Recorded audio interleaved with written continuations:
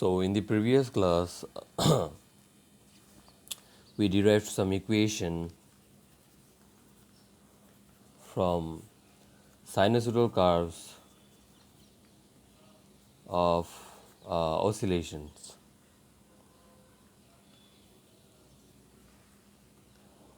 And one thing to note that the equation that we derived from the sinusoidal curve were in terms of t. For instance, if we look at here, that if we start with an oscillation that has an acceleration as initially positive, so we are focusing with an example which is an acceleration that is initially positive. So this could change actually. So this will affect my other two graphs, for instance, the v and the displacement. So this could be the case that we start our velocity from the equilibrium. So my acceleration curve could change. So note that down. So if we start with an oscillation that has initially a positive acceleration gradient, so we get a equation that is a equals to a naught sine omega t. So we see that the equation are in terms of time that we derive from the sinusoidal curves are in terms of time. So over here also it's in terms of time. It's in terms of time. So it's a naught some sine omega t. So for velocity, what we see is, so for acceleration being such from starting from the center, so if acceleration is starting from here, for instance, and it has maximum acceleration here. So if we draw a velocity curve for that example, so the v will be maximum at here and minimum at here.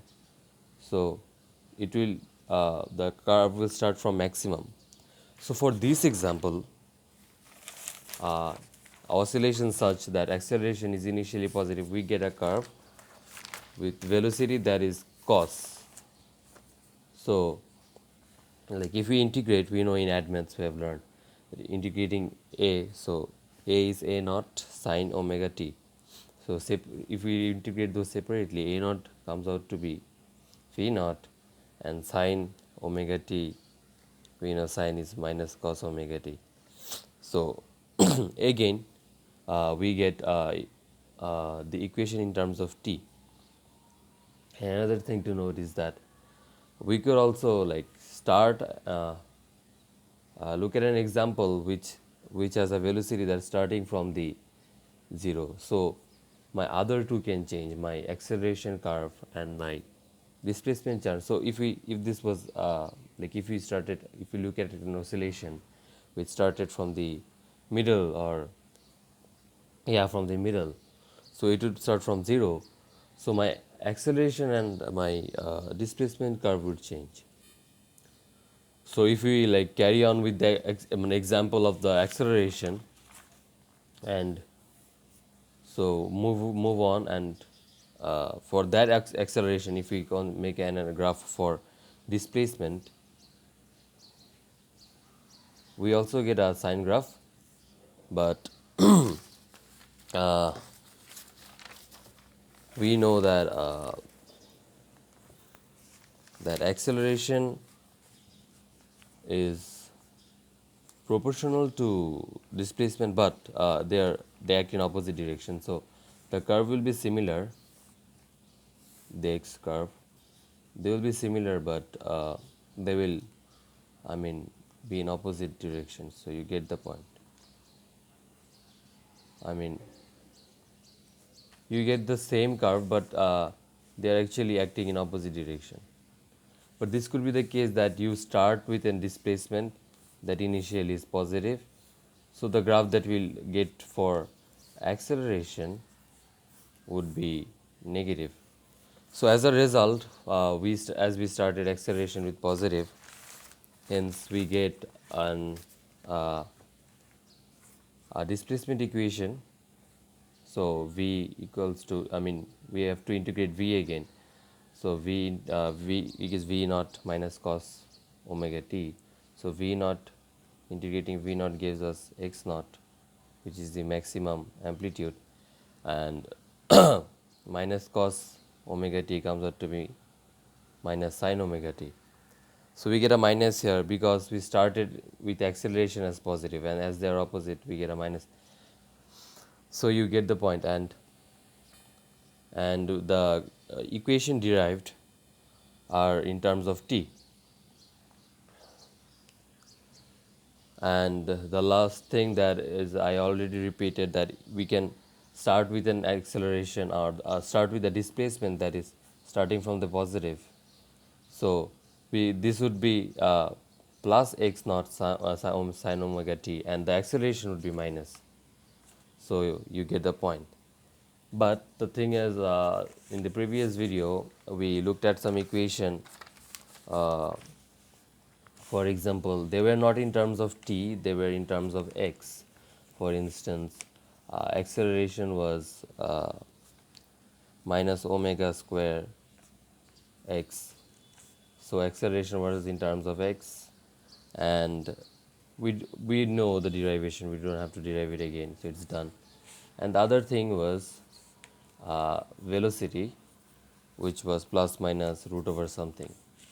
It was actually plus minus root over is amplitude square minus the displacement, or you can say plus minus amplitude square is actually the x naught square, so x. So we see that it's the equation are in terms of x. So we know the derivation of this, but we didn't look at the derivation of, also there is a omega here, but we didn't look at the derivation of this velocity. So today we will look at this, how did we derive this. So we saw that x is minus x naught sin omega t. So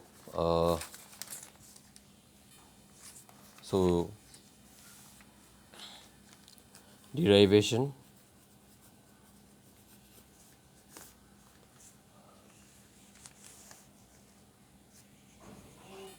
so in here, for simplicity, let's say the displacement actually starts from, initially is positive. So the equation that we will get is x equals to the amplitude, or the x naught, or you can write x naught instead of this, and sine omega t. So so one thing you can note is that, as I said earlier, that depending on the situation, it could be negative. We could have a displacement that starts with as being negative. If the acceleration is initially positive, so it can change. So sometimes it can happen that you may have to use sine, but for instance, it starts as cos. So rather than changing this the whole equation as sine, we can just add or subtract theta over here, right? So for simplicity, we can do this, and that's better.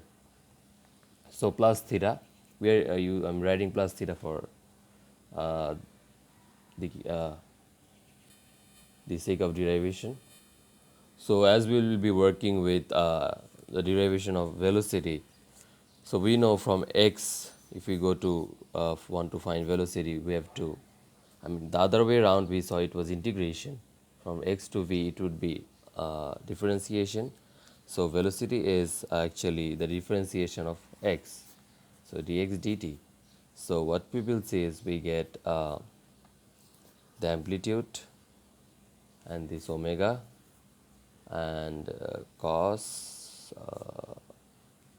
and omega t, and you can use the plus theta. Like, let's use plus theta, for instance, as we know they can shift in, at different occasions. So let's use plus theta. So we already know this trigonometric identity that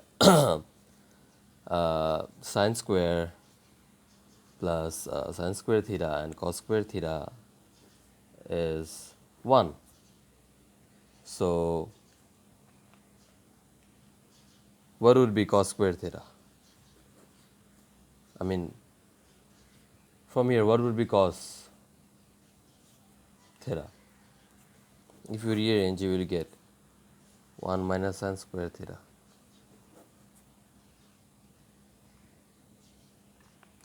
And so in here we have this cos equals to omega t plus theta. So plus omega t plus theta. So we will have in this theta, it will get substituted omega t plus theta. So we see V is this. So instead of this, we can write, we know that V is A, the amplitude, omega cos in the bracket omega t plus theta. But we just derived that cos omega t plus theta is this. So we can substitute. So it's going to be my 1 minus sine square omega t plus theta. The velocity. Now one thing, let's for simplicity, we know that V equals to A omega. I mean the x we saw is A sine omega t. So for simplicity, let's take the sine at one part and the other equations at the other one. So let's just bring the amplitude over here and sine omega t plus theta. So we have already have sine omega t plus theta over here. So we can actually use a x over a for this. So eliminating the sine, cos, and the other trigonometric what should I say, terms from this equation. So as we just found out that V equals to A omega, I mean this one, V A omega root over 1 minus sine square omega t plus theta. And the other thing we just saw that for, I mean, x by a could be used for simplicity for, I mean, not using sine. So let's just do this root over 1 minus, and so x by a was sine omega t plus theta. I mean, the a was here initially, so it's sine, it's not square. So what we do, we can just put a square here, and if we proceed, now if we square both sides, what we get is a square omega square a squared minus x squared by x squared. I mean the x not squared, or let's just write amplitude squared. So if you break this down, you will get this. That's very super easy. And so if you cancel out the a squares, what you get is this: p square equals to omega square a square minus x square. And we finally arrived what we wanted. If you just root this, it will be omega, but there will be plus minus and root over a square minus x square. So that's how easy it is, and we are done with all the formulas and derivations. Now we can easily use it into the questions, and for today we will keep it up to this. See you next class.